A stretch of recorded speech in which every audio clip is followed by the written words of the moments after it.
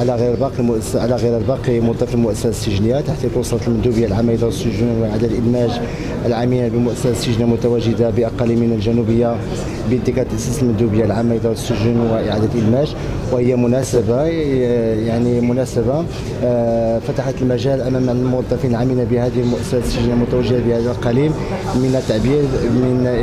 من التعبير بافتخارهم بالانتماء للمندوبية العامة لإدارة السجون وإعادة الإدماج، وكذلك تشبثهم الدائم بآداب العرش العلوي المجيد. وما يميز احتفال هذه السنة هو أن الحفل المركزي تم تنظيمه هنا بمدينة بعين بالمؤسسة السجنية الجديدة. هذه المؤسسة التي تندرج في إطار مؤسسات من الجيل الجديد. تم تشييدها على مساحة إجمالية تقدر حوالي ب 15 هكتار بمساحة إجمالية تقدر ب 78550 متر مربع، وبطاقة استيعابية تقدر ب 982. وهي مؤسسة ذات معايير أمنية وإدماجية ستمكن النزلاء المتواجدين بها من قضاء محكوميتهم في ظروف جيدة، في ظروف يتم من خلالها كرامتهم الإنسانية من جهة، وكذلك تفتح المجال أمامهم لإصلاح ذاتهم وللتعلم والتكوين قصد تسهيل عملية اندماجهم في المجتمع والإفراج عنهم.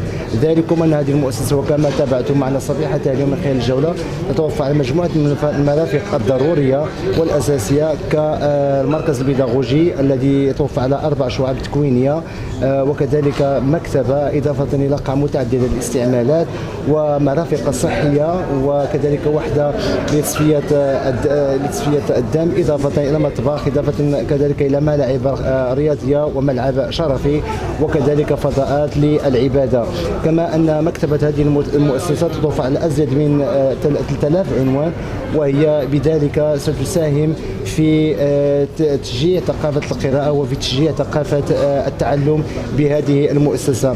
إذن المندوبية العامة لإدارة السجون وإعادة الإدماج عملت على إنشاء هذه المؤسسة من أجل أولا لتحل محل المؤسسة السجنية القديمة الموروثة عن فترة الاستعمار، وكذلك تسهيل عملية لبقاء النزلاء بهذه المؤسسة ليكونوا قريبين من أسرهم وذويهم حفاظا على روابطهم الأسرية.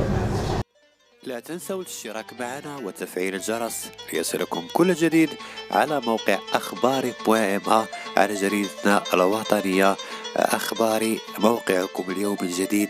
نحن لا نغطي الخبر بل نكشف عنه.